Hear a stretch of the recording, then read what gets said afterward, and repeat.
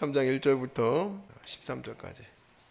사대교회의 사자에게 편지하라. 하나님의 7영과 7뼈를 가지신 이가 이르시되 내가 내 행위를 아노니 내가 살았다 하는 이름은 가졌으나 죽은 자로다.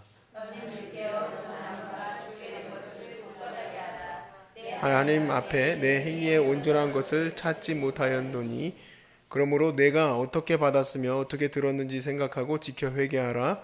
만일 일깨지 아니하면 내가 도둑같이 이르리니 어느 때에 내게 이르는지 네가 알지 못하리라. 그러나 사대의 그 옷을 더럽히지 아니한 자 몇 명이 내게 있어 흰 옷을 입고 나와 함께 다니리니 그들은 합당한 자인 연고로와 이기는 자는 이와 같이 흰 옷을 입을 것이요 내가 그 이름을 생명책에서 결코 지우지 아니하고 그 이름을 내 아버지 앞과 그의 천사들 앞에서 시인하리라.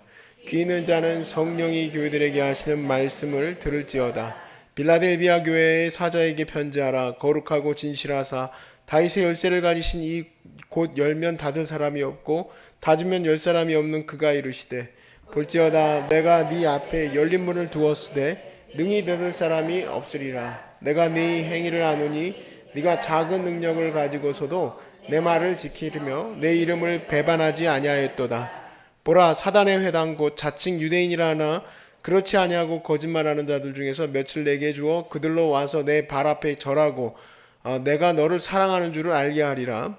네가 나의 인내의 말씀을 지켰은즉 내가 또한 너를 지켜 시험의 때를 면하게 하리니 이는 장차 온 세상에 임하여 땅에 거하는 자들을 시험할 때라.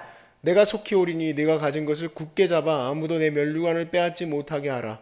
이기는 자는 내 하나님 성전의 기둥이 되게 하리니 그가 결코 다시 나가지 아니하리라. 내가 하나님의 이름과 하나님의 성 곧 하늘에서 내 하나님께로부터 내려오는 새 예루살렘의 이름과 나의 새 이름을 그의 위에 기록하리라. 다 함께 있는 자는 성령이 교회들에게 하시는 말씀을 들을지어다. 아멘. 예수님 믿는 사람에게 제일 황당할 때가 언제일까? 내 이름 안 부르실 때죠. 그게 제일 황당하겠죠. 저처럼 보수 신학한 사람에게는 절대로 이런 말 들을 리가 없어요. 예수 공로로 구원받았는데 그런 말 하지 마십시오. 한번 구원받았으면 끝까지 구원받는 겁니다. 맞는 말입니다. 우리의 구원의 시작도 주님의 은혜로 구원을 받았고 우리가 성화되어오는 것도 마찬가지고 또 그리고 마지막에 주님이 나를 선택하시고 회복시키시는 일도 다 주의 은혜 안에서 이루어집니다. 그런데 성경에는 분명히 열매 없는 것들을 다 불에 태우시고 또 뿐만 아니라 오른쪽으로 왼쪽으로 갈라내시는 장면들이 쭉 나옵니다. 이 얘기가 어떤 얘기인지 오늘 이 말씀을 통해서 같이 나누려고 해요. 제가 여러분들의 구원의 확신을 흔들려고 하는 얘기가 아니라 이게 도대체 무슨 얘기일까? 라는 부분입니다. 오늘 본문에는 두 교회가 등장하는데요. 가만히 이렇게 내용을 보다 보니까 내용이 하나로 연결이 되더라고요. 사대교회에 대해서는 칭찬을 하셨고, 칭찬했나요? 책망하셨죠? 책망하셨고, 사대교회는 주님께서 책망하셨고, 빌라델피아 교회는 칭찬하셨어요. 그러니까 한 맥으로 이어져서 사대교회처럼 하면은 혼나는 거고, 빌라델피아 교회처럼 하면은 칭찬받는 겁니다. 아주 쉽습니다. 그렇죠? 네, 그래서 이제 칭찬받고 주님이 기뻐하시는 생명의 은혜를 누리는 것을 우리가 이 말씀을 통해서 나눠봅시다.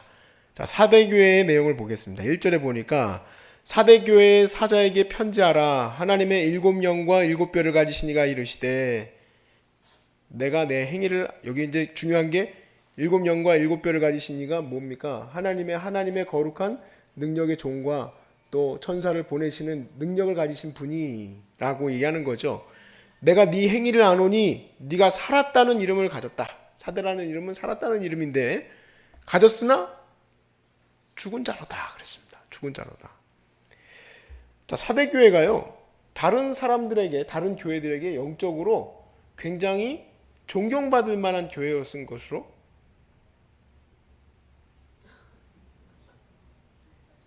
네? 무슨 소리일까요? 천둥 소리예요? 비행기 소리예요? 전쟁 난 거 아니죠?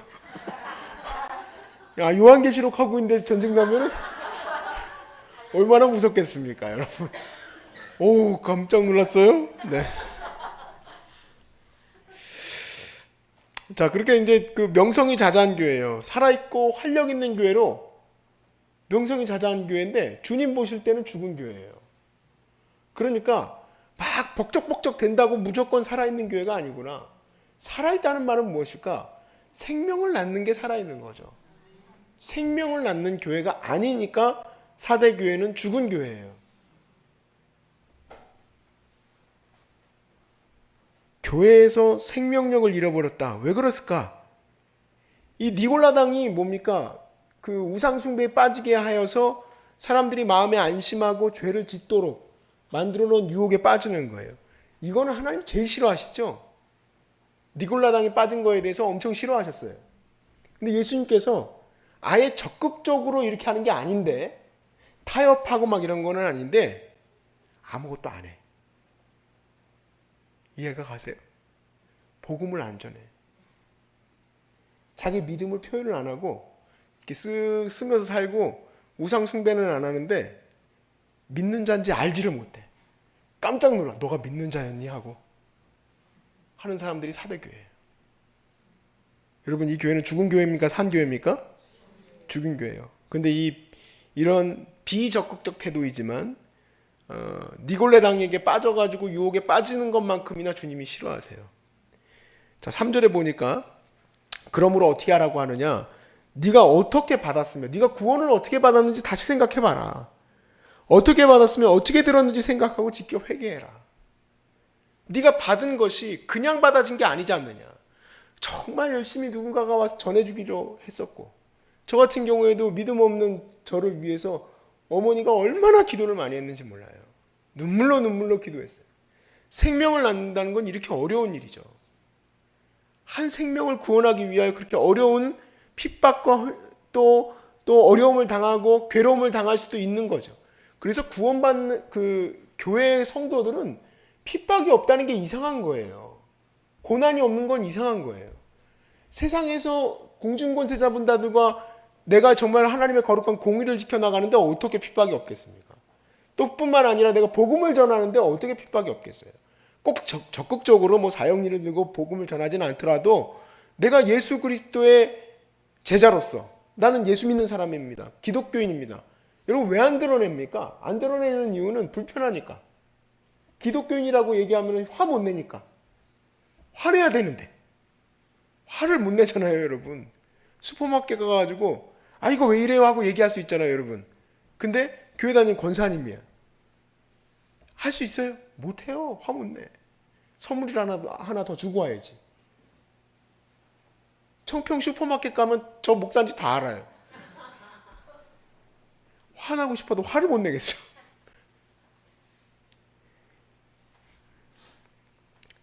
여러분도 다 알 수 있길 바랍니다. 왜 감춰져 있을까요? 그런 것들이 다 껄끄러운 거예요. 이게 다 지금 이 사대교회의 배경도 다 느낌이 와요. 왜 그런 걸 안 드러내는지, 일부러 굳이 안 드러내는지 알 수가 있는 겁니다. 5절 말씀에 이렇게 얘기하시죠.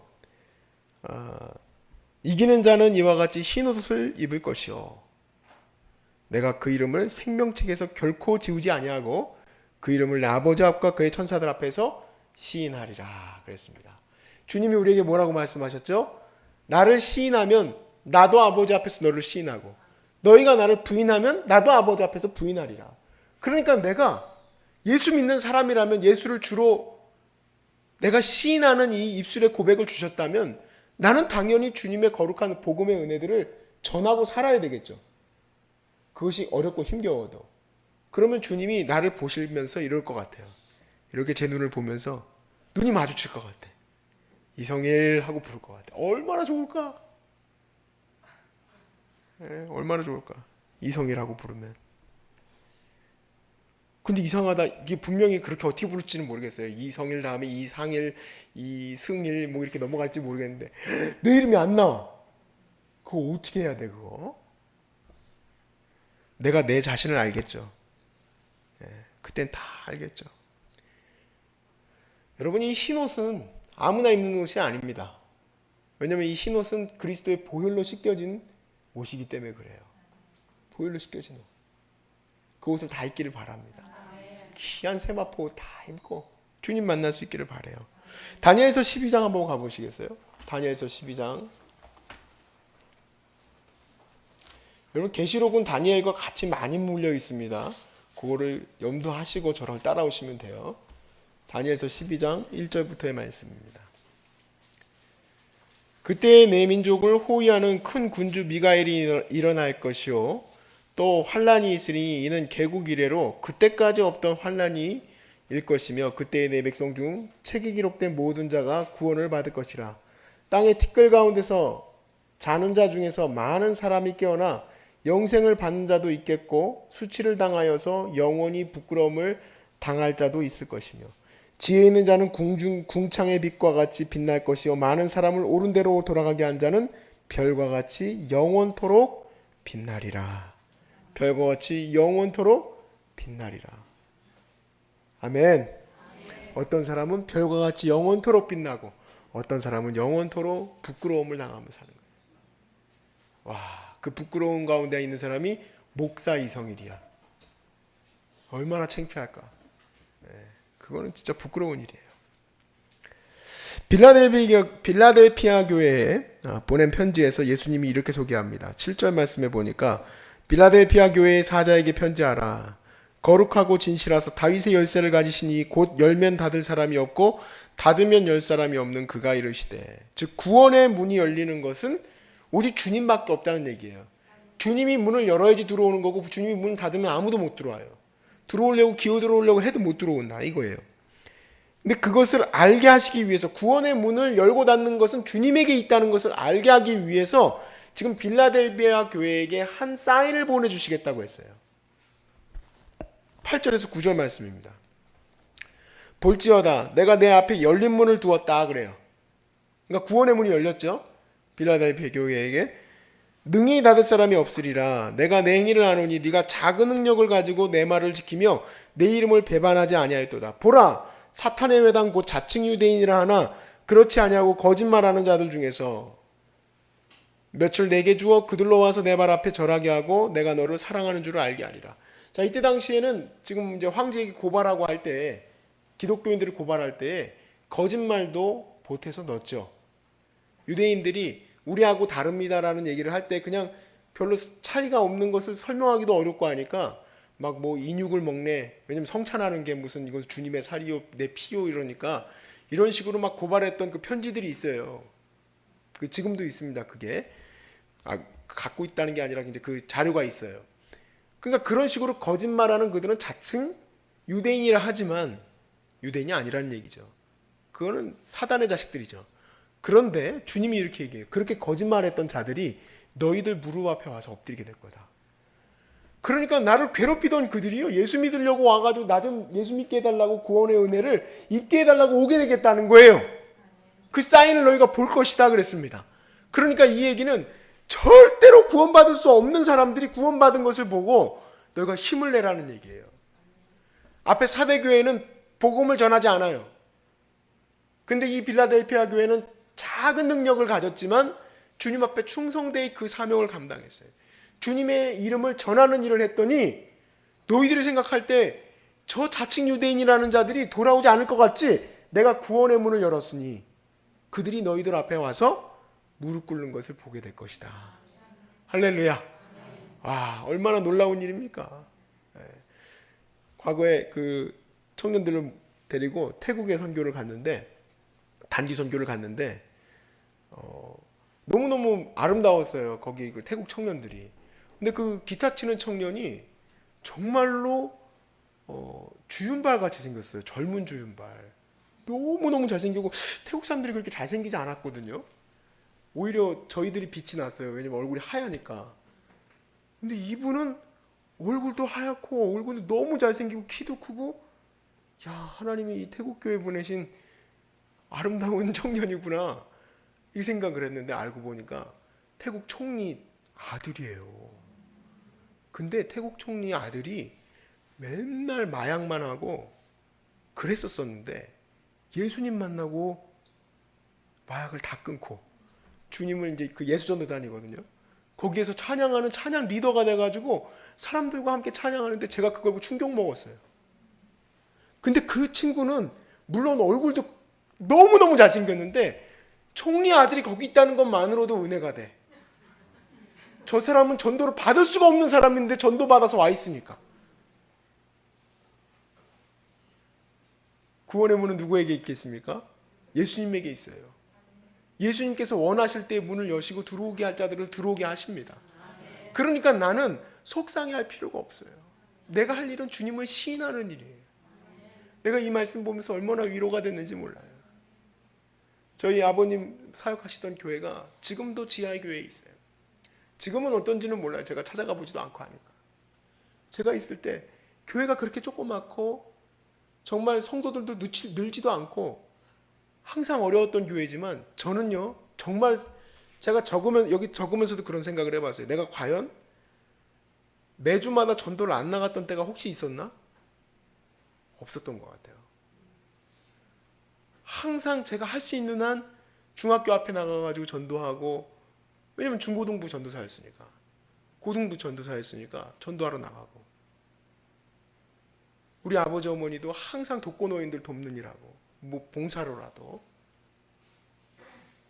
교회가 나는 되게 죽었다, 교회가 막 뭔가 침체돼 있던 것 같다 생각을 했는데 아니, 주님 보실 때 그 교회는 살아있는 교회예요.